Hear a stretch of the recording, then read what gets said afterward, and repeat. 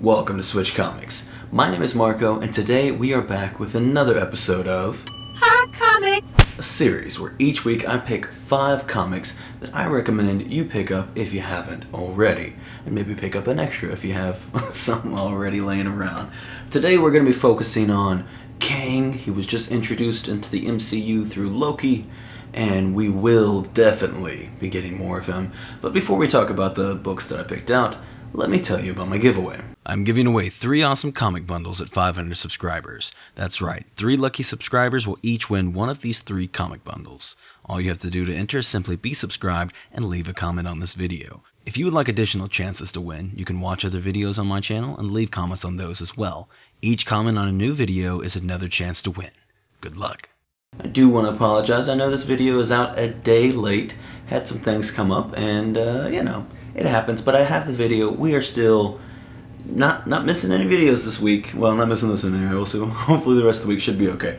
But, sometimes I get busy and I had to reschedule, push it back one day. But let's go ahead and start talking about my 5 picks. So, full disclaimer, there's lots of books to pick when talking about Kang. Way more than 5 that I think are awesome books to pick up. I just picked 5 that I think are good choices, and I might do another list at some point in the future as well. Who knows? But let's go ahead and get into it with West Coast Avengers 61, and this is about a $20 book, and this is the origin of Immortus. Has a little bonus thing as well, being that it's the first time Scarlet Witch is referred to as a Nexus being, and in WandaVision we got quite a bit of referencing her as being a Nexus being, but in like Multiverse of Madness we might get more of explanation and talking about. I'm really curious. Moving forward, because obviously with these Disney Plus shows, we've been seeing increase in a bunch of different comics, but I'm curious if there will be even larger upticks in price on books when things are actually put into movies versus the TV shows, because, I imagine they're doing an amazing job with these shows, obviously very high budget, but it's not quite the same as movies. Movies are where the money is made, So, I don't know, and that's ultimately what it boils down to. The reason all these Marvel keys are worth so much money is because they're all part of this billion-plus-dollar industry that is the MCU.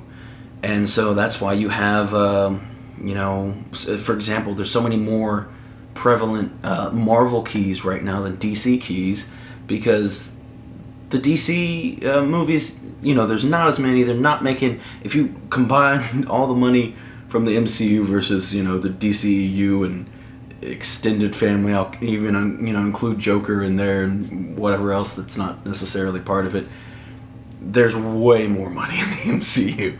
So, I believe that's a huge part of where these prices come from. And I don't think that's something that is often brought up quite enough. But anyway, so this is a smaller key. I want to start with something, something very easily attainable for you. This one, like I said, not too pricey.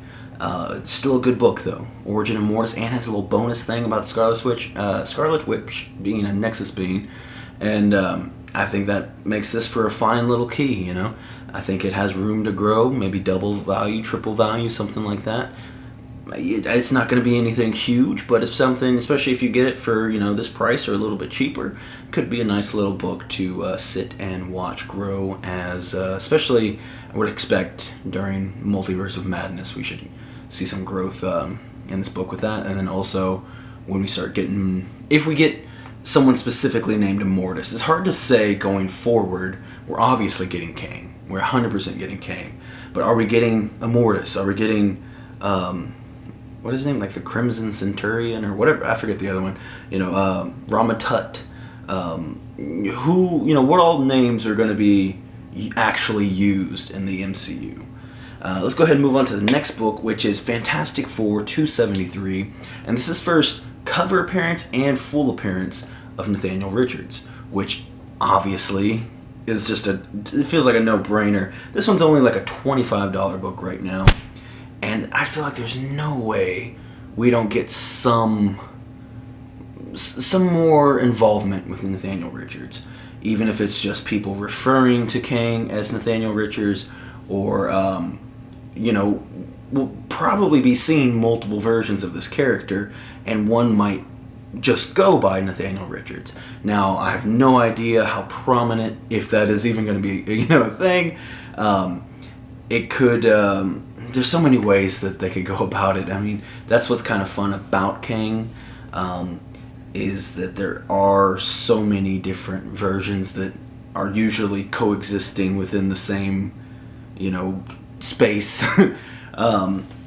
And there's a lot of fun to be had potentially moving forward with speculation, because it's hard to say what they're going to focus on most. So I would like to think that there's some kind of growth just waiting to happen for Nathaniel Richards. Even, like I said, even if the name's never mentioned again, which would be bizarre, Nathaniel Richards is Kang. So it still is going to have value, and going to continue to gain value as Kang becomes more prominent. And then now we're going to start moving into the big boy books. So moving on to Avengers Number 11, and this is a fun little double key as well. Now, as far as price goes, the last 3 books here are older books, and so I'm going to, just kind of give you a price for a mid-grade, but note that, the price scales up considerably the higher grade of a copy you get. And this is the price I'm going to give you for these, are just kind of to get you into the door. So you could get a mid-grade for about $100. And this is the second appearance of Kang, with a nice little bonus of being the first Avengers Spider-Man crossover there. So pretty cool book. I think, funnily enough, it used to be a more popular book due to the Avengers Spider-Man thing. However, now it's second appearance of Kang, which is kind of leading its value. But I mean, you can never go wrong with a good second appearance of. It's different, like if you have a modern book and the second appearance is easy to get to or whatever, or even the first appearance is fairly easy to get to, then your second appearance might not be worth that much. However, when you have a first appearance that is so crazy expensive, then people start looking to that second appearance. Like, I can't afford that one, but I can grab that one, which will increase interest and also desirability and value of that comic book. So, and again, this one is still quite old itself, not easy to get in good condition. So, yeah, this book's going to have value. And it is a nice little double key. It has 2 things going on for it. So, definitely a solid one to grab. We're going to go straight into the next one, which is Avengers 10. And this is going to be your first Immortus, which also has a little bonus thing. Well, I guess I should mention the price. So this one, again, mid-grade, kind of not the greatest of copy, but about $150, going up from there. And the extra little bonus thing, like I said, first Immortus, but it's also the first time they say Avengers Assemble. Small little thing, smaller than the Avengers Spider-Man thing, I would say, but it's fun. That's a nice little bonus piece of comic history to have into a comic book. And with that being said, like I said, I don't know. I have no idea what versions of Kang and whatever other names are going to be popping up, and which ones are going to be more prevalent. Like, we might get an Immortus for one little tiny thing and he could be gone, or it could be a huge deal. It's really hard to say. I don't think, like with the Infinity Saga, Thanos was the big bad, you know what I mean? He was, the ultra mega level boss. I think with Kang, we're not just going to have the big bad. I think it's going to be fighting all these different versions of Kang, and I think different people are going to be fighting different versions of Kang, and it's going to feel like he's just consuming and everywhere. So, they could put Immortus on a little TV show or something, maybe. You know, maybe Loki season 2. Or he could be the next Avengers movie. It's hard to say at this point what's going to happen. And obviously, depending on how big of a threat he is and how, you know, what movie or show he pops into, or, you know, if he's in multiple things, it's obviously going to determine the price quite a bit more. That being said, I can only imagine we're going to see Immortus at some point. Someone that goes by the name of Immortus. So I would have to believe that this is a good, strong book to invest in. It is. I could be wrong. Because they could be like, let's keep it simple, and let's just stick with Kang. That'll be, you know, we'll have different versions of Kang, but we'll call them all Kang. Maybe Nathaniel Richards sometimes, but I would be inclined to believe that they're gonna use at least some of the other bigger names that he goes by, because he's like a 90s rapper out here with 400 different names. So I don't think we're gonna get references to everything probably, but some of the big ones I would imagine have to pop up. And also, sticking with my theory, I don't think we're gonna be fighting one Kang moving forward in the MCU. I think it's gonna be a ton of different Kangs, but that's my theory. And then last book to talk about is the big one, Avengers 8. Get you a mid-grade, an okay copy of this book. You're looking at about $1,000.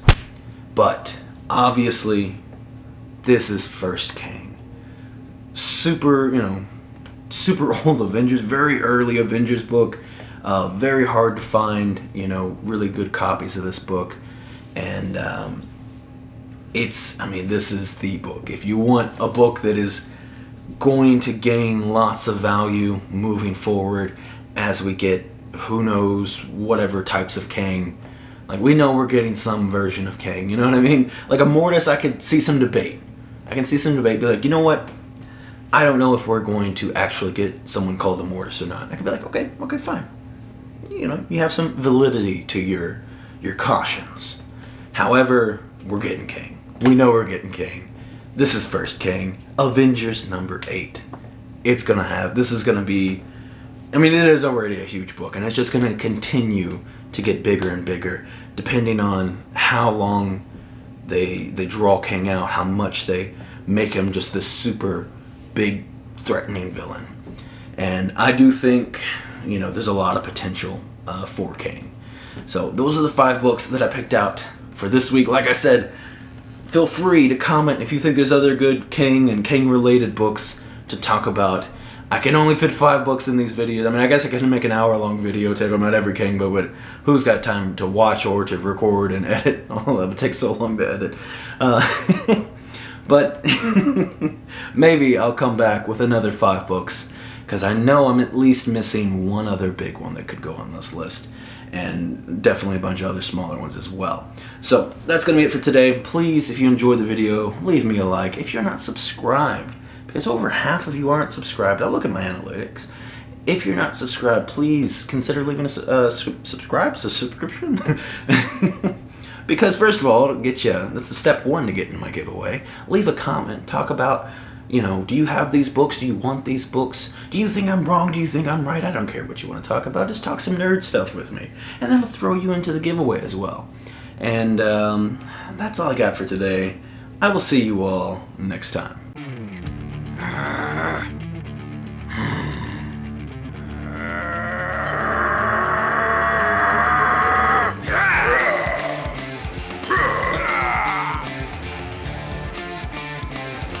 Ha ha ha ha!